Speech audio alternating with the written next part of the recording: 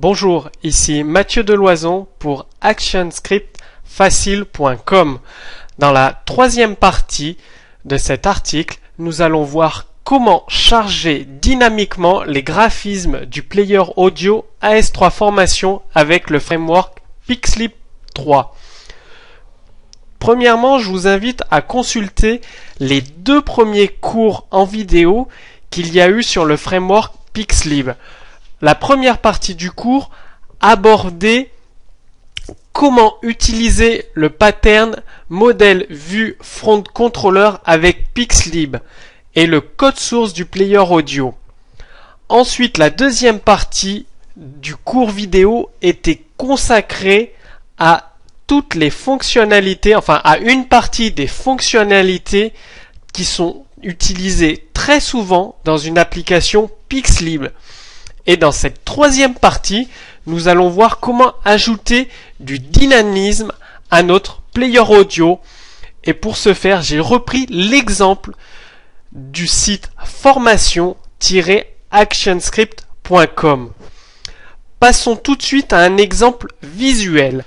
Sur votre écran, vous avez donc le player audio AS3 Formation avec des graphismes de ce style et des nouvelles fonctionnalités comme le chargement d'une musique avec le temps de défilement, donc la progression du chargement de la musique, la possibilité de mettre en pause, l'affichage du titre, la durée totale de la musique, la possibilité de partager par Twitter et Facebook et la position du curseur dans la musique. Par exemple, je clique ici, ça active la musique à 2 minutes 54. Ou ici, où je me situe à 47 secondes.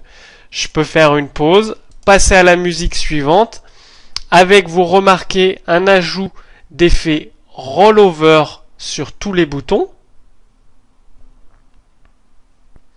même sur les boutons de volume, un effet qui est beaucoup plus léger.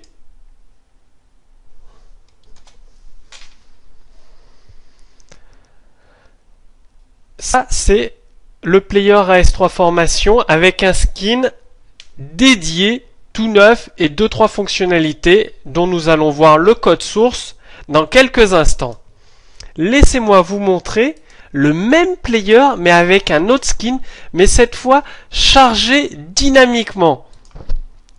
C'est-à-dire que vous allez voir au moment où vous appelez le fichier flash,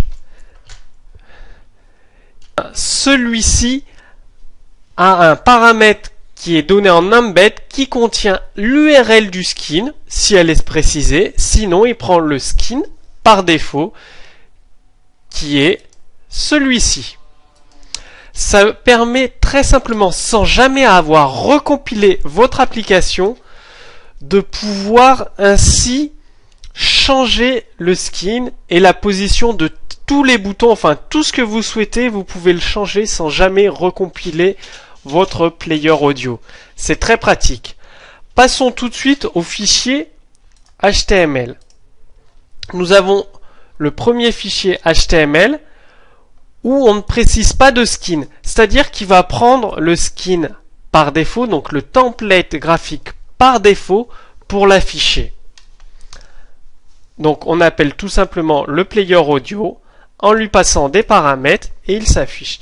Par contre, là, toujours sans recompiler audioplayer.swf, on précise en flashvar le skin avec l'URL direct vers un nouveau thème graphique. Et donc, plutôt que de charger le thème graphique par défaut, votre player audio va charger le thème graphique que vous lui avez donné. Et l'avantage, c'est sans avoir à recompiler votre application, des graphistes peuvent travailler indépendamment des développeurs toute la partie graphique ergonomie et pouvoir faire leurs tests en direct. Dans le code source, c'est très simple. Tout se passe dans la classe load.ui. Avec Pixlib, il suffit de récupérer les flashvars, donc en faisant un px flashvars.getInstance.skin.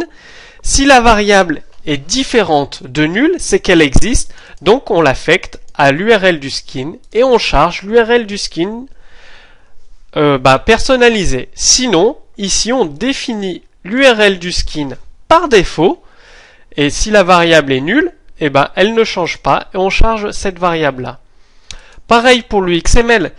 Ici, je l'écris en dur dans mon code. Si vous le souhaitez, vous pouvez utiliser les flashvars pour rendre votre XML dynamique et donc en fonction de la page où vous affichez le player, chargez de la musique plutôt rock, plutôt techno, plutôt rap, etc. Regardons les nouvelles fonctionnalités. Par exemple, pour afficher la durée écoulée de la chanson, plutôt classiquement, on fait plutôt un on-enter-frame, mais ça veut dire que la fonction est appelée 25 fois par seconde. Comme vous le voyez sur votre écran, nous avons une précision à la seconde. Donc ça sert à rien de refaire les calculs 25 fois par seconde. Pour cela, on utilise un timer et on lui dit d'appeler la fonction de mise à jour toutes les 800 millisecondes. Donc inférieur à une seconde. De ce fait, pour votre visiteur, l'internaute, il ne verra pas la différence que ce soit appelé en on-enter-frame ou en timer. Et avec un timer, ça a l'avantage de consommer beaucoup moins de ressources. Donc, toutes les 800 millisecondes, on appelle cette fonction qui récupère la position du curseur et la durée totale de la chanson. Et on fait un petit broadcast pour envoyer un string event de ceci. J'ai rajouté également une fonction qui permet de convertir des millisecondes en minutes-secondes. Donc je vous invite à la consulter. Ensuite, une fois que cet événement est envoyé, il est récupéré par notre front controller qui est ici dans les classes. Donc il suffit de le rechercher. Ça doit être InfoPlay. Donc on appelle la vue et on lui transmet le contenu, donc notre chaîne de caractères, à la méthode updateInfoPlay. Et dans updateInfoPlay, on affiche le texte, on fait une petite mise en forme et tout simplement c'est ici où vous voyez toutes les secondes le timer se mettre à jour. Très pratique pour avancer beaucoup plus rapidement dans votre chanson. Ensuite, l'effet rollover, comment je l'ai rajouté? Nous allons regarder une vue, donc toujours notre arborescence classée par package. Donc les vues sont ici. Si nous regardons la vue du volume, nous avons dans le FLA des boutons supplémentaires. Je vais vous le montrer après. Le FLA, le fichier FLA, on récupère le bouton plus normal, le bouton plus over en faisant un resolve UI. On crée les boutons derrière. On ajoute un alpha. On peut le faire avec un alpha ou un visible. Moi, je l'ai mis au départ le hover à 0. Ça veut dire que le hover est invisible à l'œil nu. Je mets les actions sur les boutons, mouse over, mouse out et clic. Ensuite, je positionne mes boutons, le plus et le moins. Donc, le moins avec l'over aux mêmes positions, ça fait que l'un écrase l'autre. Et en fonction des appels, par exemple, on passe l'alpha du over à 0, c'est-à-dire qu'on voit le bouton plus en position normale. Dans un autre cas, c'est l'inverse. On affiche le bouton plus over, donc c'est l'effet vert, et on met le bouton plus normal à un alpha 0 pour le masquer. Et c'est exactement le même principe sur tous les boutons. Quand on appuie sur un des boutons du volume, on envoie un événement qui nous indique de baisser le volume. Si on suit cet événement, comme d'habitude, il est récupéré par le front controller. Donc, c'est less sound. Et dans less sound, on récupère l'audio model et on lui dit de baisser le volume, tout simplement. Et donc, on a une valeur pour baisser le volume de qu'on pourrait rendre dynamique également, en mettant, comme on voit sur les sites comme YouTube et Dailymotion, un petit curseur qui monte et qui descend. Et c'est ici où on met le volume. On fait un petit set volume. Je vais vous montrer tout de suite le fichier FLA pour créer des skins. Donc une fois encore, pour modifier un skin, c'est très simple. Vous avez tous vos movie clips ici. Bouton plus over, le bouton plus normal, le background. Il vous suffit de rentrer dans le movie clip et de mettre votre nouveau graphisme à la place. Donc ça c'est notre skin numéro 1. Dans le skin numéro 2, j'ai pris le même fichier FLA. J'étais dans le clip background, dans le movie clip background, et j'ai changé la couleur. J'ai fait très simple, j'ai vraiment changé que la couleur. Par contre, vous pouvez mettre un autre style graphique avec une forme totalement différente. C'est la même chose pour les boutons. Il suffit de cliquer 2 fois dessus le movie clip. Vous avez votre bouton et vous pouvez changer la couleur très simplement sans vous prendre la tête, quoi. Pareil pour tous les boutons. Donc, une fois que vous avez créé votre premier skin dans un fichier FLA, c'est vraiment très facile d'en créer un deuxième. Soit vous refaites tout à zéro en passant dans chaque clip, vous modifiez les formes et tout. Ça fait qu'avec 2 skins différents, vous pouvez avoir un player audio totalement différent, mais qui possède toujours les mêmes fonctionnalités. Le plus important, c'est d'intégrer les fonctionnalités que vous souhaitez.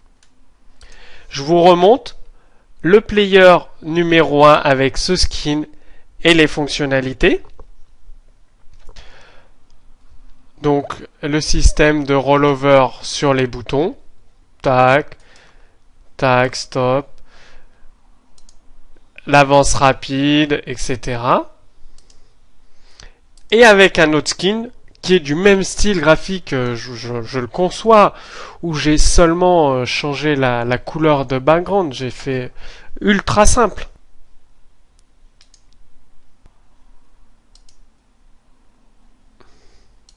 Et l'avance rapide. Je vous invite sous cette vidéo dans les commentaires à me dire quel type de tutoriel souhaitez-vous que j'aborde dans les prochains articles courts sur Pixlib, ou souhaitez-vous que je vous explique certaines fonctionnalités propres à Pixlib.